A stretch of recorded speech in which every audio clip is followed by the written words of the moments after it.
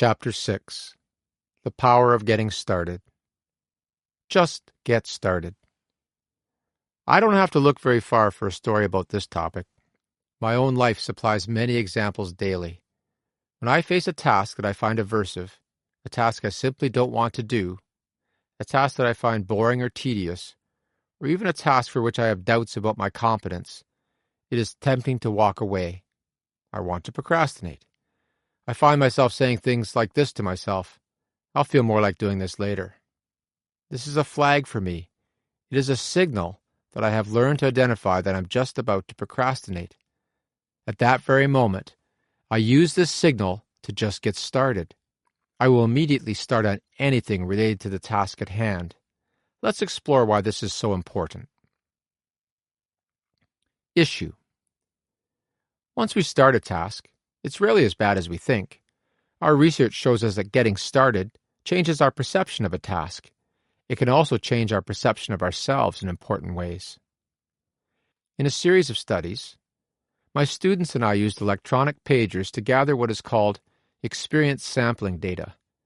We paged research participants randomly throughout the day over a week or two. Each time we paged them, we asked them things like, "What are you doing? Is there something else you should be doing? How are you feeling? What are you thinking?" In addition, depending on the study, we asked the participants to rate what they were doing and what they were supposed to be doing on things like how stressful they perceived the task to be. A rating of 10 indicated extremely stressful, while a 0 meant not stressful at all, and all points in between reflected the variability. This type of data allowed us to take a sort of snapshot through time of what the participants were doing. Importantly, we also got a real-time glimpse of what they were thinking and feeling. Some of our findings were expected. Some surprised us. I have summarized these findings by simplifying the research as a Monday to Friday process and by focusing mainly on the task avoidance. As expected, on Monday, when participants were avoiding some tasks, for example, working on an assignment, in preference to other activities, for example, hanging out with friends, we found they typically said things like, "I'll feel more like that tomorrow," or "Not today, I work better under pressure." As you learned in the previous chapter, we rationalize the dissonance between our behaviors, not doing, and our expectations of ourselves. I should be doing this now. Of course, later in the week, none of the participants spontaneously said things like, "I feel like doing that avoided task today," or "I'm glad I waited until tonight because I work better like this." Surprisingly, we found a change in the participants' perceptions of their tasks. On Monday, the dreaded, avoided task was perceived as very stressful, difficult, and unpleasant. On Thursday, or the wee hours of Friday morning, once they had actually engaged in the task they had avoided all week, their perceptions changed. The ratings of task stressfulness, difficulty, and unpleasantness decreased significantly. What did we learn? Once we start a task, it's rarely as bad as we think. In fact, many participants made comments when we paged them during their last-minute efforts that they wished they had started earlier. The task was actually interesting, and they thought they could do a better job with a little more time. Just get started. That is the moral here. Once we start, our attributions of the task change. Based on other research, we know that our attributions about ourselves change too. First, once we get started, as summarized above, we perceive the task as much less aversive than we do when we are avoiding it. Second, if we do not finish the task, we have done something, and the next day, our attributions about ourselves are not nearly as negative. We feel more in control and more optimistic.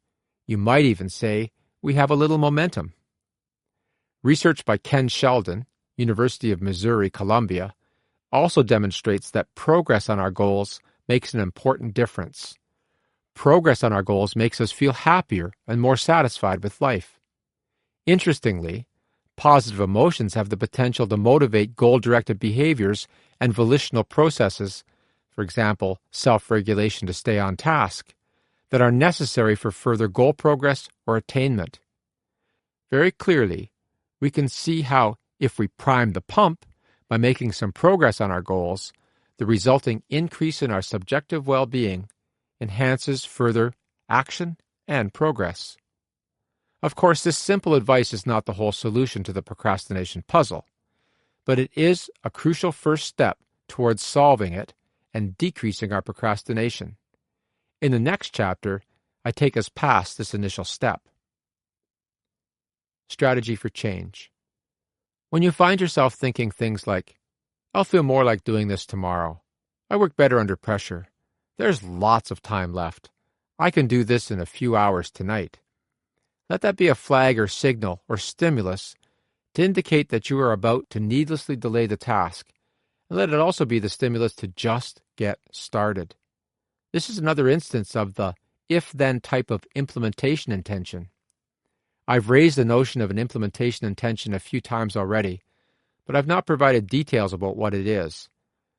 As defined in the well-developed psychology of action created by Peter Gallwitzer, University of New York, an implementation intention supports a goal intention by setting out in advance when, where, and how we will achieve this goal, or at least a sub-goal within the larger goal or task. It is not as effective to make ourselves a to-do list of goal intentions as it is to decide how, when, and where we're going to accomplish each of the tasks we need to get done. There's an accumulating body of research by Peter Gallwitzer and his colleagues that demonstrates the efficacy of implementation intentions for initiating behaviors, including following through on the intentions to take vitamins, participating in regular physical activity after surgery, and acting on environmentally minded intentions, such as purchasing organically grown foods.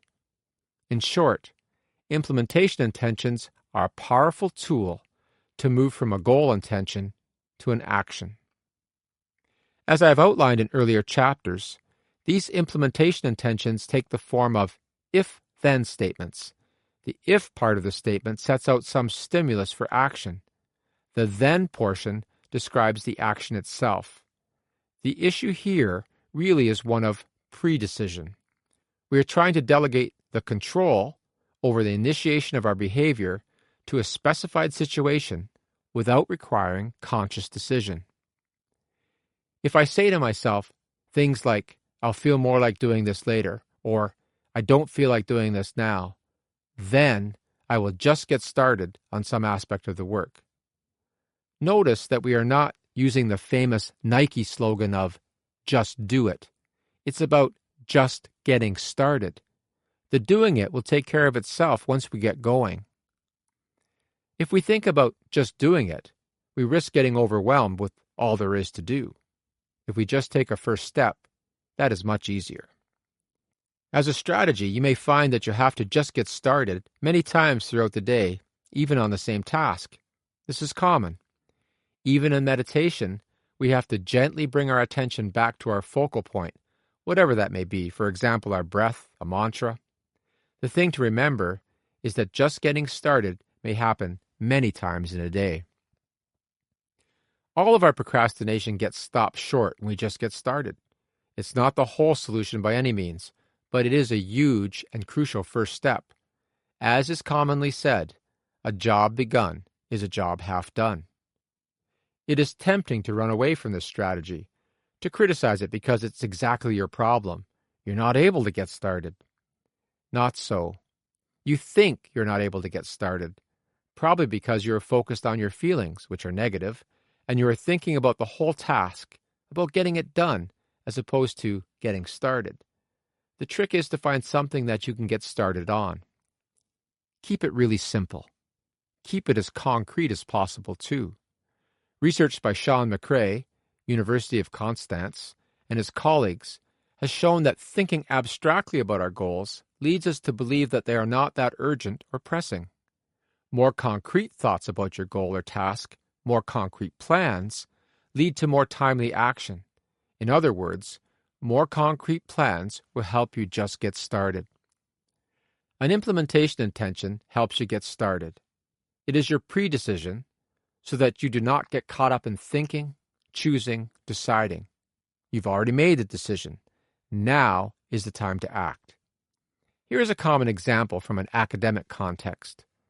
When facing a writing task, perhaps a term paper, it is possible to just sit and stare at a blank computer screen. As you do, anxiety builds, and pretty soon you're giving in to feel good. You're away from your desk another day, and guilt is building fast. So, instead of staring at the blank screen, start typing. Start with a title page. Put your name on it. Add the title if you know it, at least something as a working title. Begin your reference page if you are still not ready to write. Begin jotting down ideas about what you would write about if you could write. You do not have to write sentences, but you can if they come. The thing is, you are now actually working on the task. It is rough, but everything begins that way, rough. Carpenters rough frame houses. Sculptors carve and shape rough surfaces into smooth ones. Farmers disc and harrow rough, plowed fields into fields ready for planting. We are always starting somewhere to work toward the finished product. The other way to think about this is the old saying that a journey of 1,000 miles begins with a single step. Take that first step. Just get started. It can make all the difference. Honestly, if you're not ready to make this first step to just get started on a day-to-day, moment-to-moment basis, then you should stop listening now. You're not committed to change yet, and nothing else I have to say will matter in your self-change. Don't get me wrong, I'm not trying to discourage you, I'm just being honest. I will tell you more about other strategies, the role of willpower, and even the effects of our personalities on procrastination in upcoming chapters, but you must know that it will always come down to that precipitous moment when you just get started. It will always come down to that movement from not doing to doing. For tasks that we would rather avoid, this is a difficult but wonderful moment. So we are back to where I began the chapter, with the mantra, just get started. To this, I have added a couple of other phrases that you might want to use as your own personal mantra. These are, prime the pump, a job begun is a job half done, and a journey of 1,000 miles begins with a single step. In closing this chapter, I'd like you to pick a task or a goal that you're procrastinating on and that is really bothering you. Write down as many of the subtasks that you think of that are required to get this task done. Now, looking at that list, indicate which of these is a priority or which subtask makes most sense for you to complete first. This is the place to just get started. However, even with this list of tasks, you may not know how to proceed. This is simply a reality, and it may not be possible to be completely rational in your approach, but you can still get started. Pick a task, any task, and let that suffice. You may even have to flail around a bit, but if you get started, at least you'll find your way. Not starting will guarantee that you will remain stuck. You can take this approach for just about any goal or task that you have. In fact, when you just cannot seem to get started on a task, get started by breaking down the task into subtasks, but don't stop there, as tempting as it may be some days. It is true for many of us that after we make a list like this, we feel better, and we think we've accomplished something, so we actually stop. Another excuse for procrastination. Don't forget, the purpose of that list is to get you started. Just get started. Chapter 7. Why getting started isn't the whole solution. I need to be prepared to deal with distractions, obstacles, and setbacks. Hans has really been taking his stop procrastinating goal to heart. Today, rather than put off work on his report as he typically has, he just got started. He was surprised at how good he felt. He even felt optimistic about the results. Then, about 45 minutes into his work, the phone rang. Bruce, a friend Hans sees daily, was calling him with an invitation to play squash. Bruce's expected partner had canceled at the last minute, so Bruce was hoping Hans would fill in even though they had played the day before. Although Hans intended to work through the afternoon, to make up for time he'd already lost, he felt like things were under control now, so he told Bruce he would meet him at 12:30 at the gym. Issue: In the scenario above, Hans's goal was his report, and he made the key first step of getting started. In fact, the night before, Hans had made an implementation intention to begin his work right after he finished breakfast, and he did. He made his pre-decision with, if breakfast is done, then I will immediately go to my desk and start working on the third section of my report. Note that he had a concrete task for his action with the third section of the report, a section that he felt would be an easy place to begin, even though it was not the beginning of the report itself. He felt very good about finally doing this. At the very least, there is usually a sense of relief when we get to an avoided task.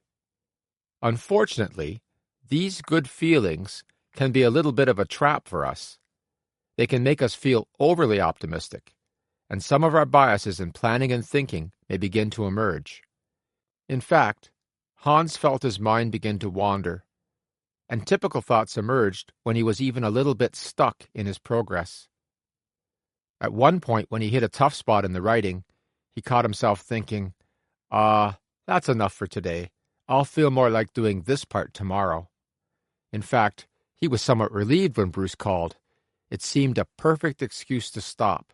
Certainly exercise is important in life too, he thought. What this means in terms of more successful goal pursuit is that we have to recognize other points at which we typically abandon our goal pursuit. We have to be prepared to address each of these as they arise. Otherwise, we'll fall back into habitual ways of responding. If you tend to procrastinate more often than you like, then your habitual response will be to find some way to avoid the task at hand. Procrastination is not just a failure to get started.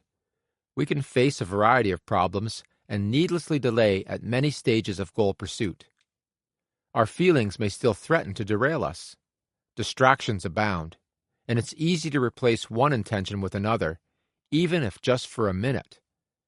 And in all of this, we can find ways to justify this to ourselves. In the scenario above, the squash invitation can be seen as an unnecessary disruption, given how regularly Hans sees his friend, as well as Hans's intention to work today. Perhaps a more common example for those of us working at our computers is becoming distracted and putting off the task at hand by checking email or surfing the web. I know from my research that internet technologies in particular are potent distractors, as it will only take a minute to check my email, and then hours later you find you're still off task. I discuss this in more detail in Chapter 10. What this means is that we cannot simply depend on our goal intentions, no matter how deeply committed we might be, to keep our volitional actions on track. We have to be prepared to deal with changes in our mood related to setbacks and disappointments. We have to be prepared to deal with distractions. We have to be prepared to overcome obstacles. Given the ongoing challenges to our goal pursuit, we would benefit from implementation intentions related to the potential distractions and obstacles ahead. We can make pre-decisions to help us here, too. Strategies for change. There are two main approaches to pre-decisions regarding potential distractions. The first involves reducing the number of distractions before we begin to work. The second approach takes us back to implementation intentions to help us decide ahead of time what we will do when distractions, obstacles, or setbacks arise. I outline each of these below. Minimizing distractions. Different things distract each of us. Some people cannot work with a radio on in the background or in a noisy room. Others, more extroverted personalities, need that background noise. This means that we have to think about what our typical distractions are. In a world dominated by computer-related tasks and jobs, certainly some of these distractions are other activities on the computer, such as games, social networking tools, web searches, or even just email. I discuss these potent distractions under internet procrastination in the final chapter. For now, I would just add them to our list of potential distractions or obstacles. The key to this strategy of minimizing distractions is to be proactive. Before you begin to work, make sure that you have removed these potential distractions. This might include shutting your door, shutting off the ringer on your phone, shutting off your cell phone. Text messaging is a chronic distraction for many people. Shutting down social networking tools, Facebook, MySpace, Twitter, whatever you use, and removing potentially distracting things from your workspace, for example, magazines or newspapers. If you listen to that paragraph again, you will note that shutting is a key verb. You are shutting yourself away from distractions to help maintain your attention and focus on your intended task. This is your predecision to help you work. Of course, you cannot anticipate every distraction, obstacle, or setback in your work. For example, Hans did not expect Bruce to call with the invitation to play squash. You will need another strategy to deal with distractions as they arise. That is the purpose of implementation intentions. Implementation intentions. Implementation intentions can work to shield our intentions from competing possibilities, as they can take the form of if-then statements that anticipate distractions. In fact, experimental research by Peter Gollwitzer and his colleagues has shown that participants who form temptation-inhibiting implementation intentions outperform the groups who did not. Importantly, this effect was independent of the participants' motivation to achieve the goal and to ignore distractions. Implementation intentions have effects over and above our motivation to succeed. This is important. Commitment and motivation alone will not always get us through. It is time to think about your main procrastinated tasks again. As a closing activity to this chapter, list the kinds of distractions and obstacles that have resulted in further procrastination, even when you have actually been working on the task. For each of these, note whether you can remove it prior to task engagement and/or add an implementation intention as your predecision about how you will act when it arises in the future. For example, a potential distraction may be email, and my decision might be, yes, I can shut this off before I work, so I can deal with that proactively. Another example might be the example we had in the chapter of a friend's invitation, and here, an implementation intention may be more effective. For example, if my friends call to invite me out this weekend, then I will immediately say, thanks but no, I'm committed to finishing my work. A final example might be the common feeling of, I'm stuck on my work and I don't know what to do. Here, an implementation intention might be effective again. If I get stuck, confused, and worried because I don't know what to do, then I will stay put and list what I do know to be sure what it is I don't know. Once I know this, I can seek help if needed. I won't give up. Continue with your own examples, deciding whether you would be proactive or if you would form an implementation intention to deal with potential distraction, obstacles, or setbacks. When you're finished, continue to the next chapter. Chapter 8. Willpower, willpower. If we only had the willpower. Willpower is a limited resource that I need to use strategically. Rachel's exercise goal wasn't becoming a reality. Given her very early start each day to get the kids off to school and out to work herself, she put aside time after dinner to get on the treadmill. However, after an exhausting day in her law firm, along with the day-to-day challenges of orchestrating school, daycare schedules, and the many household chores she shares with her husband, she couldn't seem to muster the get up and go to get up and go. She was frustrated. She didn't seem to have the willpower to get off the couch. Every night she put it off again, hoping tomorrow would be different. Issue. Willpower is a limited resource. I think many of us know this from experience. Roy Baumeister, Florida State University, as well as his students and colleagues, have demonstrated this in a series of clever experiments. It is worth reviewing these to make the point. In the typical experiment, research participants are randomly assigned to one of two groups. Both groups expect that they will participate in two tasks, but there is an important difference between the groups in terms of the self-regulation demanded of them in the first task.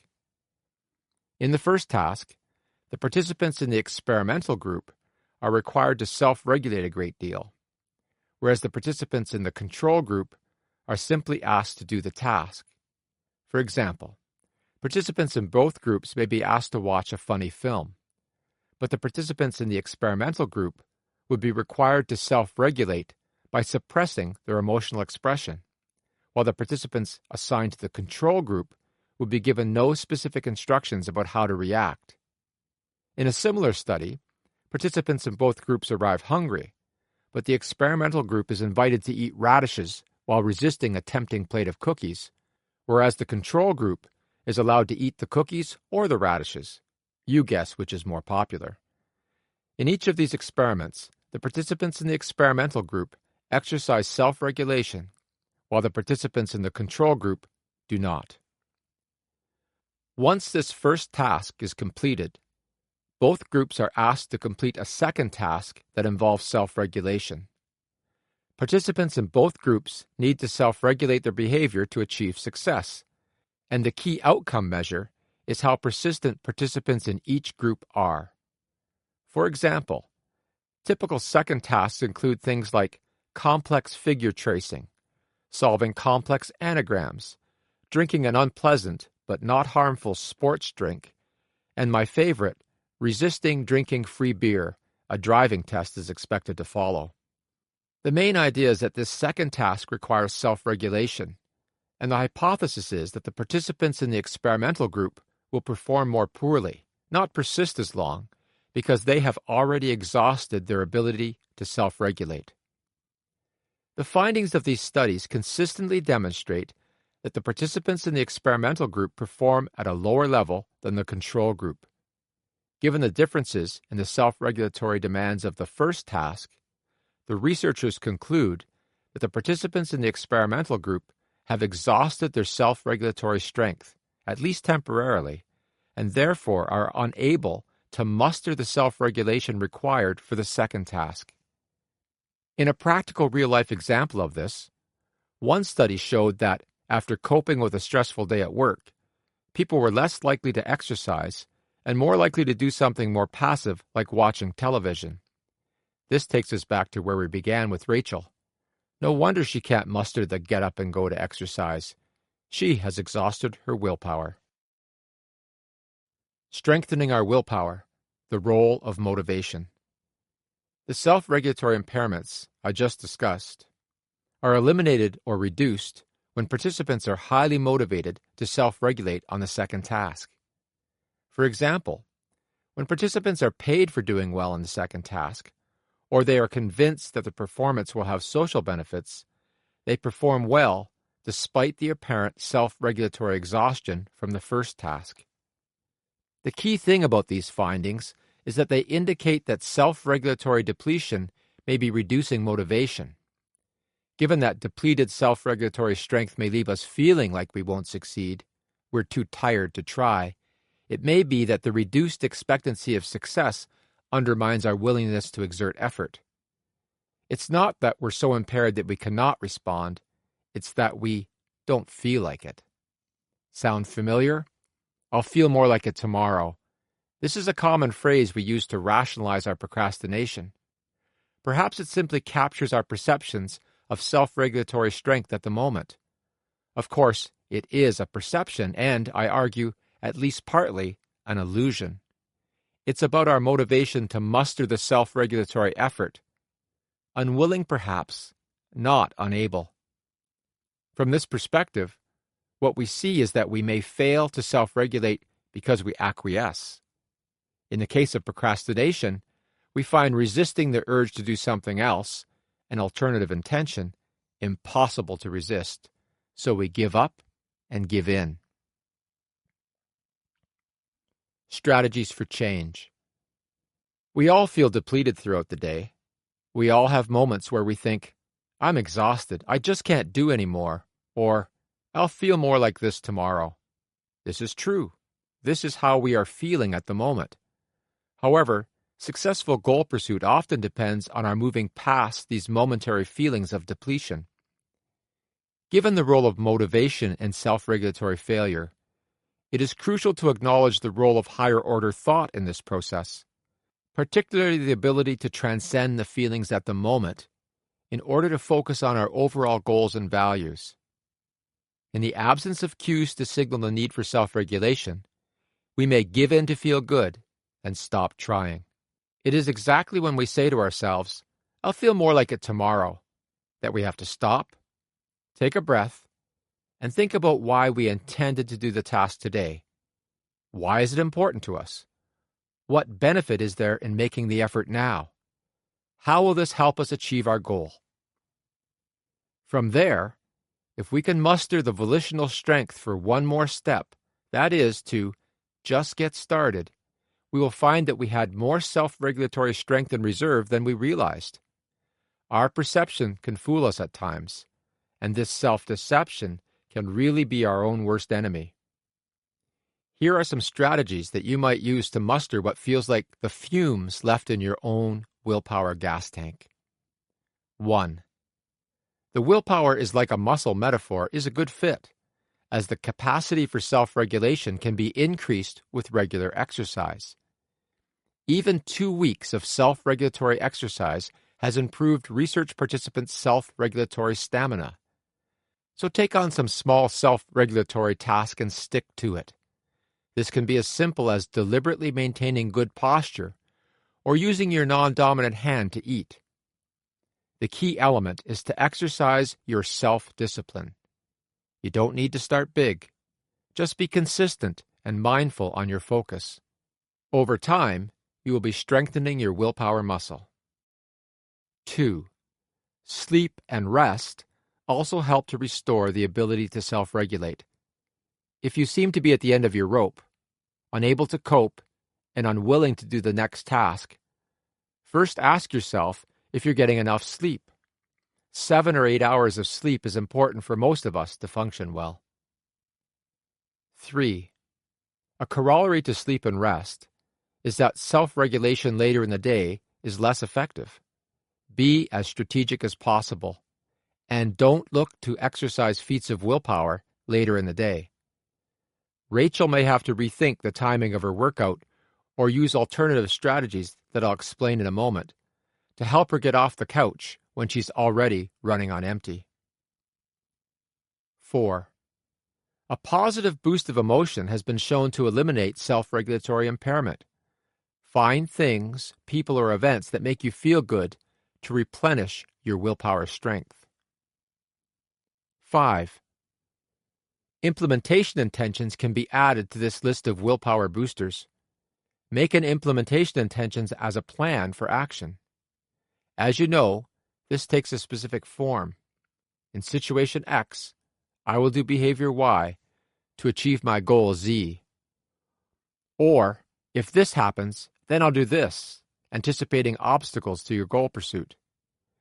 The effect of these intentions is to put the stimulus for action into the environment and make the control of behavior a non-conscious process.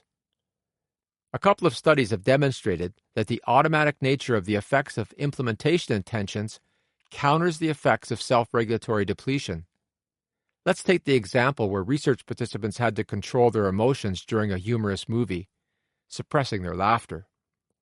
As you will recall, they are usually less capable of doing a subsequent experimental task that requires self-regulatory strength, such as solving a series of anagrams. However, for the participants randomly assigned to an if-then implementation intention manipulation, who prepared by saying to themselves, "If I solve an anagram, then I will immediately start to work on the next one," this depletion effect was eliminated. They solved as many anagrams as the group who were not depleted beforehand. This is an interesting result, with clear implications for how we can strengthen our flagging willpower at the end of a long day. An implementation intention may well be the thing that gets you to exercise in the evening, even though you usually feel much too tired to begin. Note, this research underscores my focus on just getting started. I think Rachel might be more successful with her evening exercise if she had the implementation of If the kids are in bed, then I will go directly to the treadmill. Once she starts, she might discover that she has the motivation and energy that she needs. 6. Self-regulation appears to depend on available blood glucose. In some studies, even a single act of self-regulation has been shown to reduce the amount of available glucose in the bloodstream, impairing later self-regulatory attempts. Interestingly, just a drink of sugar-sweetened lemonade eliminated this self-regulatory depletion in experiments. Even though this research hasn't always been replicated, the message is clear. Don't get hypoglycemic. Your self-regulation will suffer. Keep a piece of fruit, complex carbohydrate, handy to restore blood glucose. 7. Be aware that social situations can require more self-regulation and effort than you may think. For example, if you are typically an introverted person, but you have to act extroverted, or you have to suppress your desired reaction, scream at your boss, in favor of what is deemed more socially acceptable, acquiesce again to unreasonable demands, you will deplete your willpower for subsequent action. These social interactions may even make it more likely that you will say or do something you will regret in subsequent interactions. Getting along with others requires self-regulation, so you will need to think about points 1 to 6 to be best prepared to deal with demanding social situations. 8. Finally, so much of our ability to self-regulate depends on our motivation. Even on an empty stomach, exhausted from not enough sleep, and pushed to the limit for self-regulation, we can muster the willpower to continue to act appropriately. It is difficult, but it can be done, particularly if we focus on our values and goals to keep perspective on more than just the present moment. In doing this, we can transcend the immediate and temporary feelings we are having to keep from giving in to feel good, which lies at the heart of so much self-regulatory failure. Chapter 9. What's bred in the bone? Personality and procrastination. My personality might put me at risk, but I can adapt. Fiona and David have been married for more than 10 years now. Fiona's friends describe her as organized. Typically, she's the planner in their group, and they know that they can really count on her. When there's something to be done, she does it right away. David sets high standards for himself. He's also very self-critical. He seems to hear his parents' voice echo in his mind whenever he approaches a task saying, "It could be better." When faced with a task, David always seems reluctant to get started. Fiona and David are very similar when it comes to household tidiness. They are both quite particular, even fussy, but they can drive each other crazy at times when it comes to scheduling and doing tasks. Issue. The example above highlights the notion of individual differences. We might think of Fiona as conscientious and David as a perfectionist. This approach to personality is based on the concept of personality traits. Traits are terms that psychologists use to summarize the way we typically act. Traits describe something about how we expect a person to act in most situations. Of course, how we actually behave depends on both personality and situation. But for the moment, I want to focus on personality traits. Certainly, procrastination has been shown to be related to personality traits. Some people are more prone to procrastinate, and a contributing factor is personality. This is particularly true when the situational pressures to engage in a task in a timely manner are not strong. When the situation is not pushing us to act in a certain way, for example, a supervisor actually monitoring our actions, our personality will have a great deal of influence on our behavior. The examples above provide two very common traits related to procrastination, but in different directions. Fiona's conscientiousness, that is, the fact that she is typically organized, planful, and dutiful, is a trait that is highly negatively related to procrastination. The more we are conscientious, the less we typically procrastinate. In contrast, David is an example of a socially prescribed perfectionist. Yes, there are different varieties or types of perfectionism. The one we need to focus on is the socially prescribed perfectionist because it is most strongly related to procrastination. Socially prescribed perfectionists believe that others hold unrealistic expectations for their behavior and that they cannot live up to these expectations. They experience external pressure to be perfect and believe that others evaluate them critically. This leads them to internalize these expectations and be self-critical as well. That little voice in David's head is an example of this internalized criticism. Contrasting Fiona and David like this shows how personality can be a resilience or risk factor for procrastination. We need to take this into account in our own lives. Would you say that you have a procrastination-prone personality? To answer this question, you need to have a little more information about which personality traits have been shown to be associated with procrastination. I'm going to list some key traits that are related to procrastination. I just need to make one more comment before I read you this list. There are potentially thousands of personality traits. Personality psychologists have simplified these into a superstructure of traits known as the Big Five. Much like the three colors of the color wheel, the Big Five are said to be the primary traits. Other traits are a part of these five or a blend of them. You can remember the five traits with the mnemonic CANOE. C is for conscientiousness, A is for agreeableness, N is for neuroticism, O is for openness to experience, and E is for extroversion. CANOE.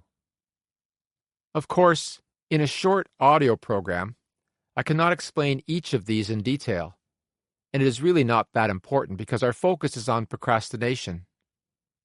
Research pioneered by Henri Schoenberg, University of Groningen, and Clary Lay, York University, has revealed that only two of these traits have meaningful relations with procrastination: conscientiousness and neuroticism, which is also known as emotional instability. The other traits that I need to discuss are related to the Big Five traits, but I address them separately because they deserve special consideration given their relation to procrastination. For example, impulsiveness is sometimes discussed as a part of low emotional stability, sometimes extroversion. In any case, it is not necessary to focus on these definitional issues. Just think of these traits as aspects of our personalities. Instructions. For each of the traits I present, rate yourself from not at all like me to exactly like me on how much you think the trait describes you. 1. Conscientiousness. Highly conscientious people are described as responsible, scrupulous, persevering, and fussy or tidy. You can see how this trait is negatively associated with procrastination and might be considered a resilience factor against unnecessary delay. The various facets of the trait as measured in popular personality traits include competence, efficient, order, organized, dutifulness, not careless, achievement striving, thorough, self-discipline, not lazy, and deliberation, not impulsive. Please rate yourself on a scale from 1 to 10 on this statement. I'm a very conscientious person, where 1 is not at all like me, and 10 is exactly like me. 2. Emotional instability. Emotional instability is the alternative wording of the trait of neuroticism. People who score high on emotional instability can be described as nervous, worrisome, or anxious.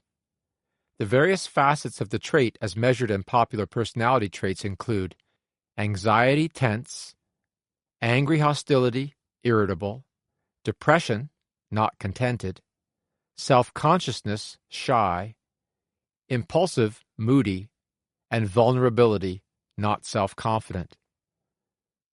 Please rate yourself on the following statement. Typically, I would consider that I'm more neurotic or less emotionally stable than others. Rate yourself on a scale from 1, not at all like me, to 10, exactly like me. 3. Impulsiveness. A person who scores high on impulsiveness tends to act before thinking.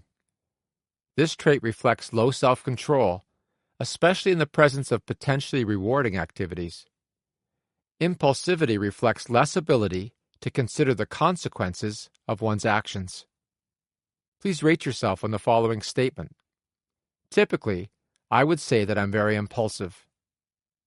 Rate yourself on a scale from 1, not at all like me, to 10, exactly like me. 4. Self-efficacy. This trait represents the belief that we're able to do what is necessary to achieve a desired outcome. It reflects self-confidence and competence. Please rate yourself on the following statement. I feel that I am competent and I have a great deal of self-efficacy. Rate yourself on a scale from 1, not at all like me, to 10, exactly like me. 5. Self-esteem. Self-esteem is how we feel about ourselves. It is our appraisal of our self-worth. Another way to think about it is the extent to which we perceive ourselves as being relatively close to being the people we want to be. Please rate yourself on the following statement. Generally, I feel very good about myself. Rate yourself on a scale from 1, not at all like me, to 10, exactly like me. 6. Socially prescribed perfectionism. As I noted, socially prescribed perfectionists believe that others hold unrealistic expectations for their behavior. They believe that others expect them to be perfect, and they can feel compelled to try to live up to these expectations.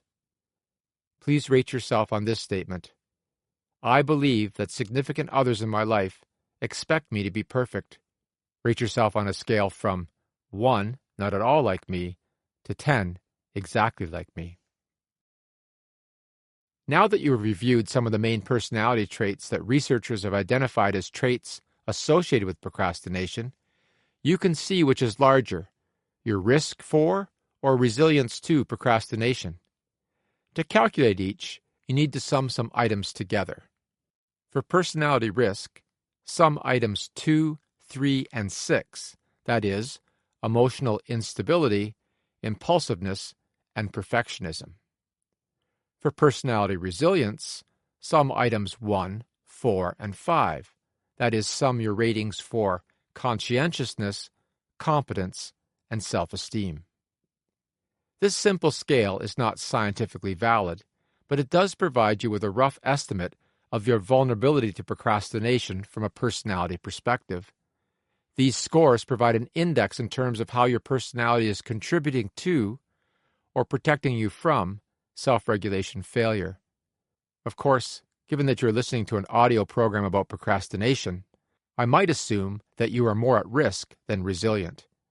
You may find that your risk score is quite a bit larger than your resilience score. The question is, what can you do about this? Strategy for change. Personality presents an interesting challenge when we think about self-change. By definition, we consider personality as the relatively enduring characteristics of the individual. They are not easily changed. However, we do not have to change our personalities to succeed. We can act counter to our dispositions or traits. For example, there are many introverted individuals who can function well socially, speak in front of crowds, and engage others effectively in the workplace. It does take strategic effort at times, but we are successful daily acting out of character. It is important to acknowledge that some psychologists believe that acting out of character, counter to our traits and disposition, can deplete our self-regulatory strength or willpower. As we discussed previously, willpower is a limited resource, so this is important to recognize. We will be investing our energies to act out of character to succeed. everything noted earlier about bolstering our willpower will be important to take into account as you work to address your personality risk factors. In terms of procrastination, it is possible to act out of character in terms of low conscientiousness or high impulsivity. The key thing is to be strategic, and as we have discussed, part of being strategic is making pre-decisions about how to respond before you face a situation.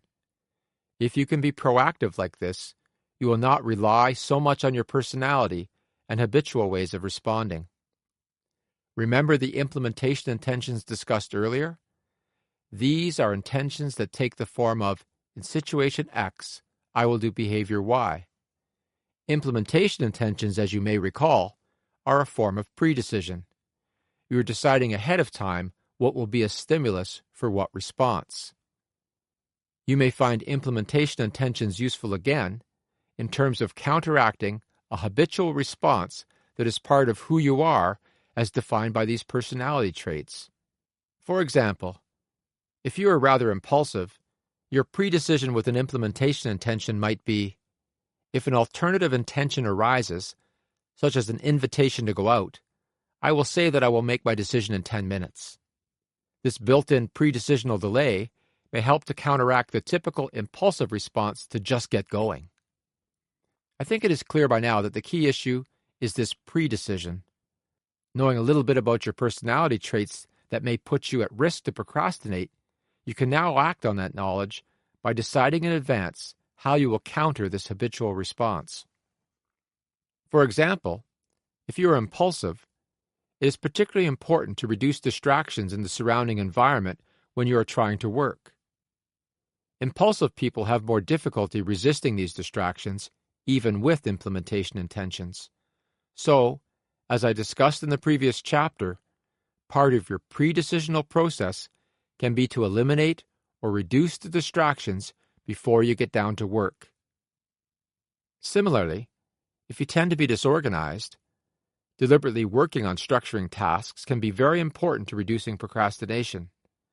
This can be as simple as creating a to-do list of subtasks that help you see the steps you need to take.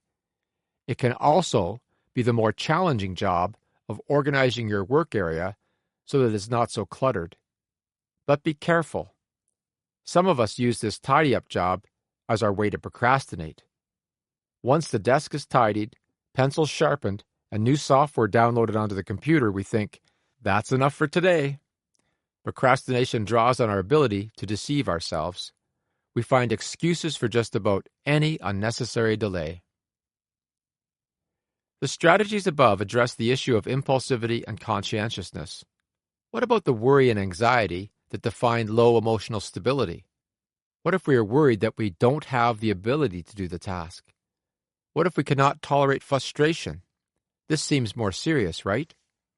Yes, some of us are prone to worry and self-consciousness, and many of us have irrational beliefs that make us prone to procrastination. Our procrastination may be based on a fear of failure, for example. The route to self-change, both in the short term behaviorally and the long term in terms of stable personality change, is to challenge your worries and beliefs as they arise. When a task triggers thoughts such as, I can't do this, I'm such a screw-up, I don't know how, I'm going to fail, it's absolutely essential that you challenge each of these beliefs. Why do you think they are true? What is the real risk of not succeeding when you try?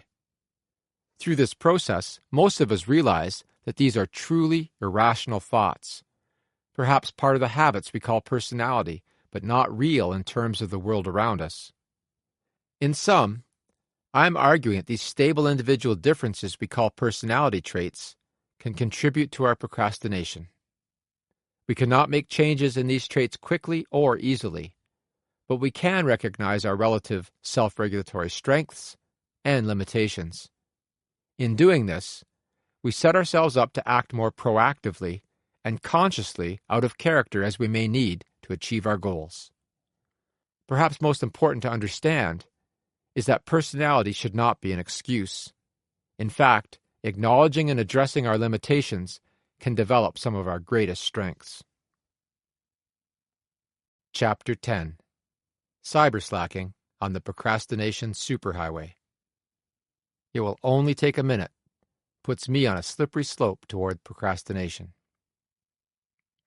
It's approaching midnight, and Ari still hasn't started to work on his report, even though he sat down at his computer at 7 p.m.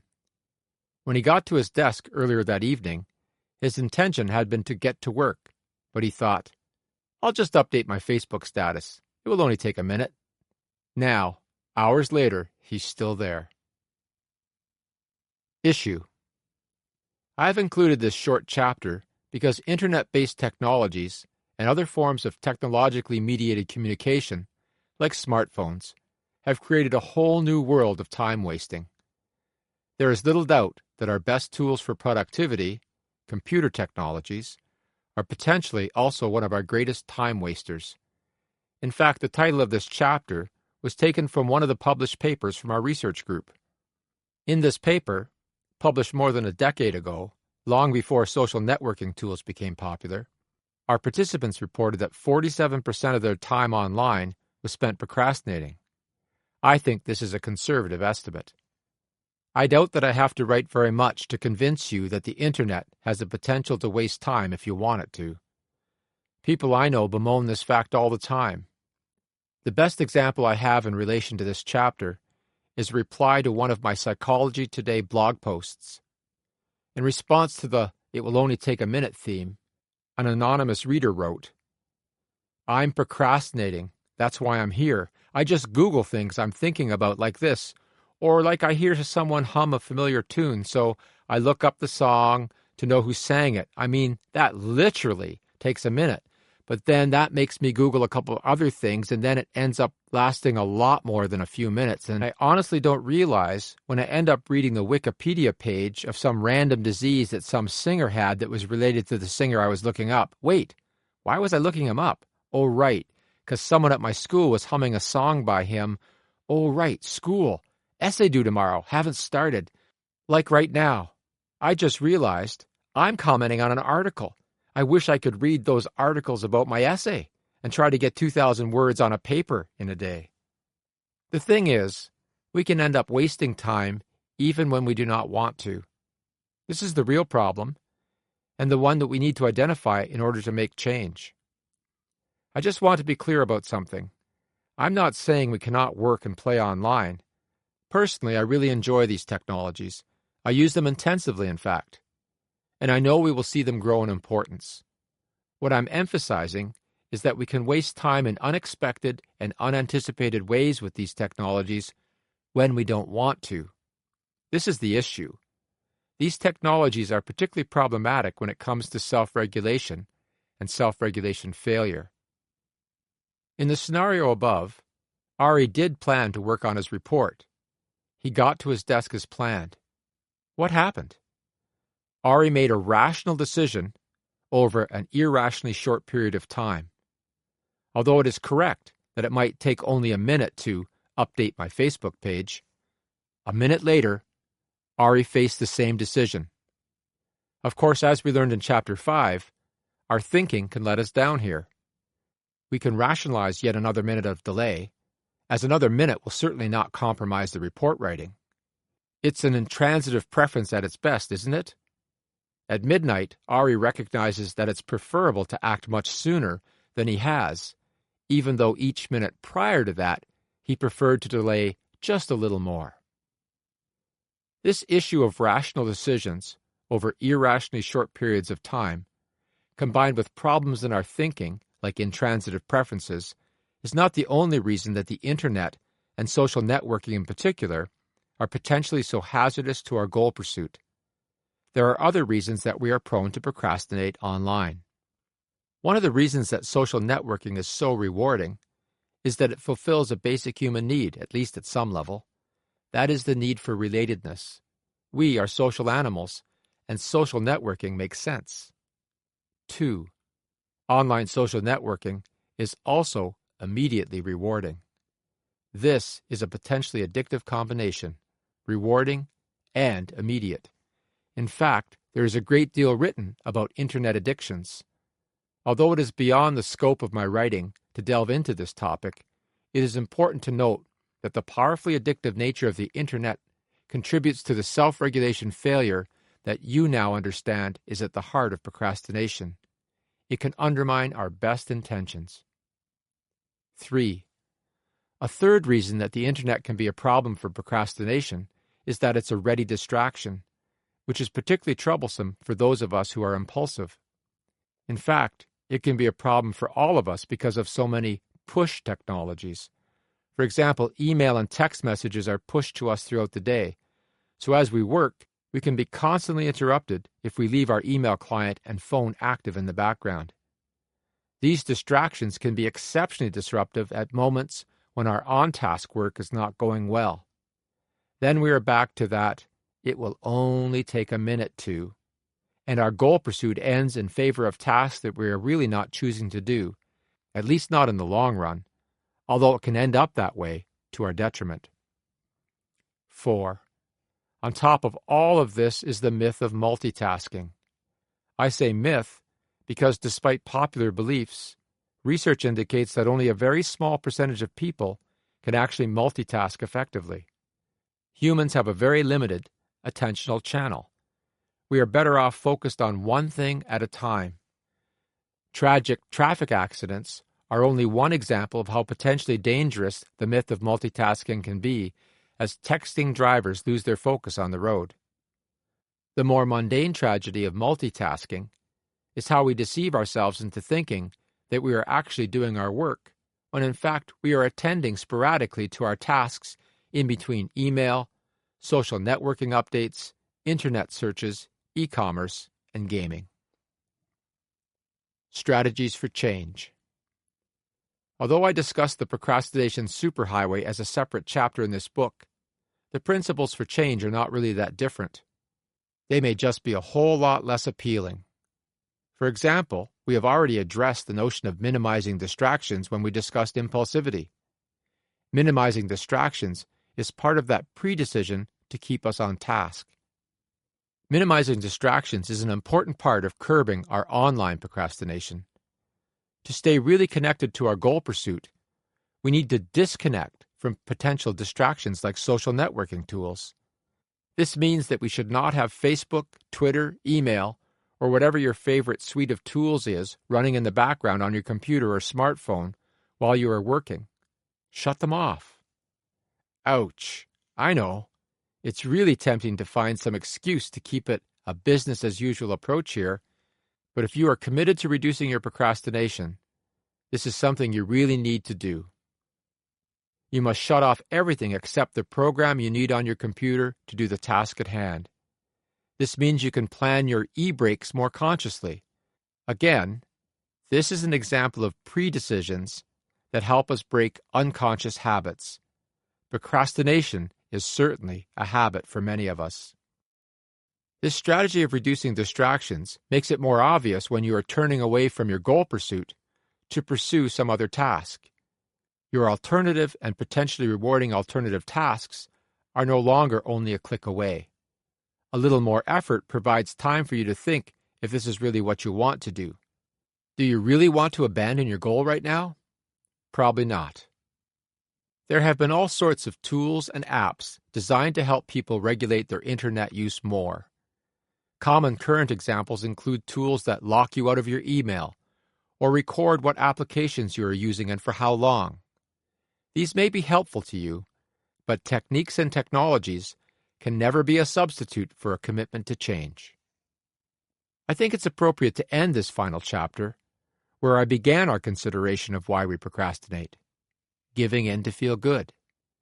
Giving in to feel good is a big piece of the procrastination puzzle, and the Internet provides lots and lots of short-term but specious rewards to which we can give in to feel good. With a click or two, we can leave the task that we feel bad about and seek immediate mood repair. If you understand that this is what you are doing, you are truly on the road to change. That does not mean that this is easy, and I turn now to some thoughts about the road ahead. It is a journey that is often described as 2 steps forward, 1 step back. Concluding thoughts. On the road of self-change. Self-change is a journey I take daily, and I will persevere patiently as I take 2 steps forward and 1 step back. Mariana is discouraged. Yesterday went so well. She started her work exactly when she intended to, and she stayed on task. It felt great. She made significant progress on her thesis. Today she feels like her old self. She doesn't want to do anything. She's already wasted the morning filing email, most of which she knows she'll never look at again, and texting friends. Feeling low on energy, she's thinking of having a nap after lunch. Deep down, she knows she's just avoiding her work again. Issue. Even though the purpose of the digest format of this audio program is to make it a quick listen, there are no quick fixes. Our old bad habits, like procrastination, are hard to change, and new habits are difficult to establish. We have to put in a great deal of conscious effort before our new behaviors become routine, non-conscious patterns in our lives. Sometimes we never completely establish a new habit, and we have to put in conscious effort daily to maintain our focus where we choose. The key thing is to be strategic. By being strategic, by making pre-decisions as much as possible, we can keep from following the same old worn path, the path that we know best as procrastination. As you have learned, there are many aspects of being human that contribute to our self-regulation failure. For example, we like to feel good now, are prone to discount future rewards, are overly optimistic and biased in our planning, dislike dissonance and will resolve it by making excuses, have a limited amount of willpower, can be disorganized, undisciplined, and overly self-conscious, can be prone to distractions, and can have irrational beliefs about our expectations of ourselves. Each of these things can create problems for us in our goal pursuit and contribute to our procrastination. Even this partial list of factors contributing to procrastination reveals some important truths worth remembering when you feel like Mariana does in the scenario above. First, each of us will have a different constellation of factors that is our recipe for procrastination. As you listen to this audio program, I am sure that some topics and issues spoke more directly to you than others. These are the issues that you need to address in your efforts for self-change. These are the issues you can address beginning right now. Second, we cannot change everything at once. My emphasis has been on being strategic. You need to be strategic in your approach to self-change as well. Pick 1 or 2 issues that you recognize are problems for you. Listen to the chapter on these issues again if necessary, and focus on those strategies first. You can build from there. Third, this self-change process is uneven. We truly do feel like one day we leap ahead and the next day we fall back. Although we have to be committed to change and firm in our efforts to be strategic, we also have to be kind to ourselves during this challenging process. We all face setbacks, disappointing moments, and frustrations with our apparent lack of progress. Your attitude towards these setbacks and yourself will be extremely important to your continued progress. Be kind but firm with yourself, and be willing to forgive yourself when you do not live up to your own expectations. One of our recent studies was about this issue of self-forgiveness and procrastination. It has important implications for each of us as we take the self-change journey. What we found was that self-forgiveness for procrastination was related to less procrastination in the future. Specifically, when students in our study had procrastinated quite a bit on their preparation for an exam, if they self-forgave for this procrastination, they were less likely to procrastinate on their preparation for the subsequent exam. This finding reflects the power of forgiveness to move us from an avoidance motivation to an approach motivation. If, for example, you had a transgression, example a fight or a broken promise, with a friend, and you or your friend had not offered forgiveness, you would likely avoid that friend. In the case of procrastination, The transgression is against the self, and we end up avoiding the task associated with that transgression. What forgiveness does in both cases is to remove the avoidance motivation so that friendship can be reestablished or engagement with the task can happen again, respectively. On our self-change journey, we have to be prepared to forgive ourselves for our transgressions so that we're willing to try again. We will certainly have to try again many times. As I said before, even my simple strategy of just get started may have to be invoked many times throughout the day. Start and restart. Success will be found in this effort. It is worth the effort, as was your time in considering why it is that we procrastinate. I hope listening to this audio program is your first step in this journey of self-change. I would love to hear about your own journey. What worked? What didn't? What else would you like to know? Although I cannot promise to answer every email, your input will make a difference to future writing. I invite you to write to me at comments@procrastination.ca. Finally, you may want to learn more about procrastination. This digest format audio program, while accurate and firmly based on research in the area, is by necessity short on details. If you want to learn more, you can find lots more through our research group website, procrastination.ca. This website provides access to many relevant resources, not just our own scholarly publications. Perhaps some of the most accessible information is available through my Don't Delay blog for Psychology Today and through my I Procrastinate podcasts. The blog entries and podcast episodes summarize a wide variety of information about procrastination in much greater detail. In fact, you can search through the blog entries or the podcast titles on iTunes to find information specific to the issues with which you may be struggling. I must say that I make this reference to further reading with some reservation. There is no end to the reading about a topic, and the problem with procrastination, as you have learned, is that we can always find an excuse not to do our work. In this case, it is really quite possible to use your further reading and research about procrastination to procrastinate more. Ironically, this is something that readers of my blog and listeners of my podcast have told me that they do. So instead of reading more, I would have you return to where I began the book to remind you that reducing procrastination in our lives is a practical thing. Sensible, realistic, no nonsense.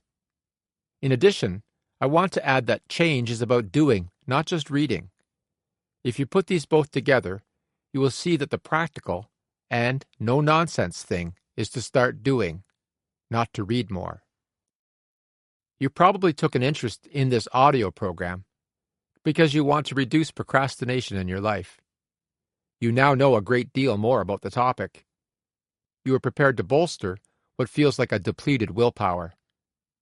You are aware that it is tempting to give in to feel good, so you won't right now. And you know that every journey begins with that important first step. It is time to just get started. I know that this will make a difference in your life.